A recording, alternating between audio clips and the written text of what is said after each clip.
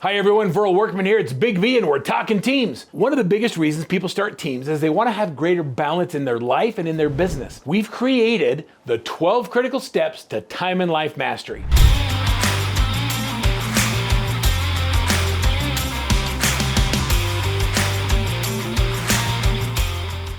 So how is it that the busiest people seem to get more done? Why is it that when you give somebody who's actually too busy something to do, they get it done, and people who don't seem like they have enough to do never get their tasks done? It's because the busiest people understand this concept that time management is, are you ready for this? Time management is a myth. You can't slow down or speed up the passage of time. All you can do is manage yourself in that finite resource called time. There's no such thing as time management, only what? Me management. So take the last two letters of time, and it spells M-E, and focus on me. It's me management. So let's talk about the 12 things that you can do to manage yourself better with that finite resource called time. You ready for number one? Number one is time management is a myth. We talked about that. You can't speed it up or slow down the passage of time. Number two is this. Did you know that we spend an hour to 2 hours a day being distracted by things that are in and around us on our desk or on our computer or in our phones? You have to maximize your environment. So when you're focused on doing the right things, you have to turn off and get rid of the distractions. Do you have notifications popping up on your desktop computer? Do you have notifications coming up on your screen? I read a book one time called Deep Work, and the author of Deep Work talks about how an hour of focused work can be more productive than 8 hours of unfocused work in a day. I want you to think about that concept. We waste so much time being distracted. So when something comes up and you get distracted by the squirrel, and I'm the master of being distracted by the squirrel. I actually have squirrels in the trees outside my office. And sometimes it's actually a squirrel. And when they're jumping from tree to tree,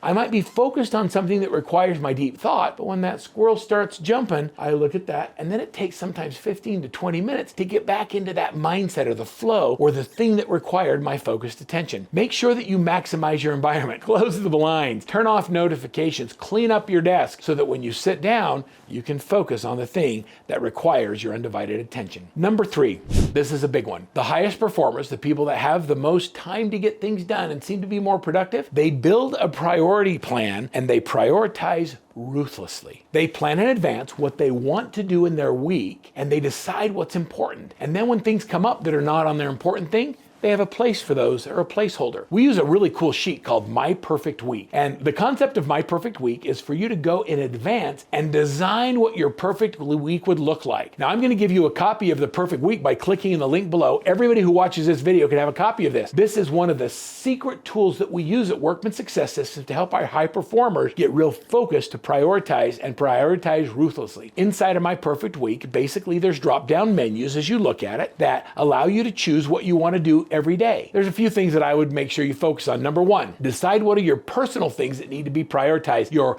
NNAs, non-negotiable activities. What's non-negotiable? For me, it's date night. For 37 years of marriage, we have a date night once a week, and we go in and we click on that. I put it on a Friday or Saturday or whatever the date night's going to be. Make sure that it's not negotiable. Another one might be a kid's baseball game or football game or dance recital. Another non-negotiable for me is my quiet hour principle. It's an hour where I just focus on the things that require my undivided attention. I like to say it's my biological prime time when I get up first thing in the morning and I just focus on what's important. I block that out of my day. As team leaders, you have things like daily huddles you want to prioritize. You want to prioritize role plays where you actually practice scripts and dialogues. And as a team, we put in our daily routine prospecting every single day. Other things that belong, if you're a buyer's agent, you would want to put time in the morning and the afternoon for showing property. And if a client calls and says, hey, I'd like to go look at houses, if you say, when's a good time for you, they're always going to tell you after work. When you say, I have morning and afternoon available, which day works best for you? They'll fit into the time you specify as when you've blocked to show properties. Same things with listings. Oftentimes people want to meet with you in the evening, but I found if they want to get their house sold and they want you to do it, when they call and say, I'd like you to come out and give me an idea what it would take to sell my house, I say, great. Is it better for you in the morning or the afternoon? If you give them the choice that works best in your calendar of when you've blocked it, you start taking control of your time and of your life. That's called your My Perfect Week scheduler. So I'm not going to encourage you to use it. I'm going to absolutely encourage you to use it at a high level and then track what you actually actually do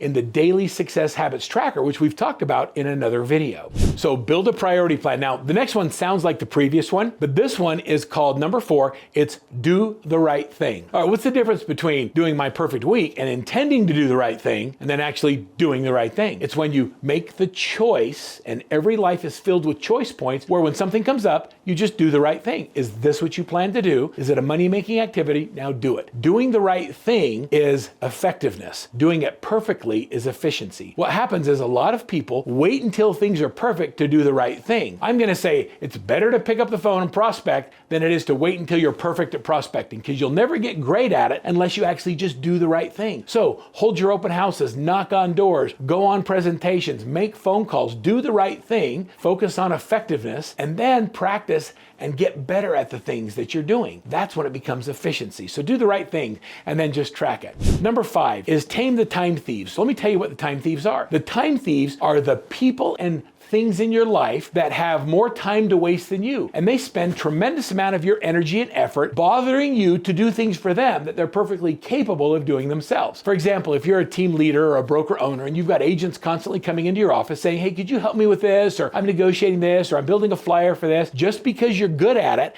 they ask you to do it, even though you know they're perfectly capable of doing it themselves. The only way to tame your time thieves is just to tell them to go back and do it themselves and say, I'll show you this once, but I'm going to have you come in and you make an effort to do it yourself. I'll make edits or changes, or I'll help you as a mentor. If you continue doing it for them, it continues to get worse. So you got to tame your time thieves, the people and the processes and the things in your life that suck away your most valuable asset. That's your time. The next is you have to learn to say no. When somebody comes to you and they want you to do something for them that you know they're perfectly capable of doing, I want you to lean back in your chair and I want you to smile and simply say, I wish I could do that, but I can't. Just say no. And it even matters if it's a spouse or a child. Sometimes they have to learn to do hard things so that they can grow, and you just have to be okay saying no. Everybody practice that with me. Sit right now in your chair and lean back and just say, no. And see, how hard was that? So let's do it. Next is, I want you to learn to use a to-do list or a task list. We use a process called Agile that I'll talk about in another video, but make sure that every day you use a to-do list or a task list. Get up in the morning, write down the things you need to get done today, and just knock out the hardest ones first. One of my favorite videos, you can go to YouTube and you can Google it, is called Brian Tracy's Eat the Frog. It's pick the hardest thing you have to do in the day and do it first. And once you get that done, no matter what happens the rest of the day, your day is a productive day and a great day. The next is use text messaging and one-to-many communication. You know, we built lists using WhatsApp, and we use Facebook groups, and we use our own internal technology. Whenever you can do one-to-many communication, it takes a tremendous amount of load off you, making sure everybody's in the loop on the things that are going on. Slack channels are also a great way of doing it. So communicate using email, texting, and mass group lists so that you can do one-to-many. It reduces the amount of interaction you have to have with every individual that's on your team or in your group working on a project. Number 10 is a big one. This is called observe and emulate. That's a task? Yeah, observe and emulate. Find somebody who runs their life more effectively, more efficiently, that actually has more time in their day. Watch what they do, observe it, and copy them. One of my greatest secrets of success is I just like to find people doing it better than me, and I promise you there's a lot of them, and I just simply copy them. And I ask them permission to copy them. What I found is most great leaders are willing to share, and they're willing to give of their time to mentor you or to share with you the systems, the tools they're using to be more effective in their life. Number 11 is reward yourself. When you do the things that you said you were going to do today, you prospected, you did your daily huddle, you did the things that were on your to-do list, and you've checked them all off. At the end of the day, you need to reward yourself. Go out and get that ice cream, or do something that pampers you, or do something, maybe an extra 30 minutes in your workout. I guess some people do that. Whatever it is that incites you and gets you motivated, reward yourself for a job well done. It's part of the critical steps because you remember the rewards you gave yourself when you did those things that were hard to do today. And so if you got that extra bucket of balls on the driving range, or you were able to spend a little more time with your kids, or you went out to a better dinner today because you had a better day, it's okay to reward yourself because you remember that positive reinforcement that happens when you reward yourself for doing the right thing. Number 12, and this is a hard one, is I want you to implement the 12 critical steps. Just do it. Why would that be one of my task lists on the 12 critical steps for time and life mastery? Because everybody likes to hear the great things. They go, yeah, I do that, I do that, I do that. But the reality is, if I were to come in and I were to look at how you manage your day, are you doing all of the things I've talked about on this video? If the answer is no, let's just get better. Just do it.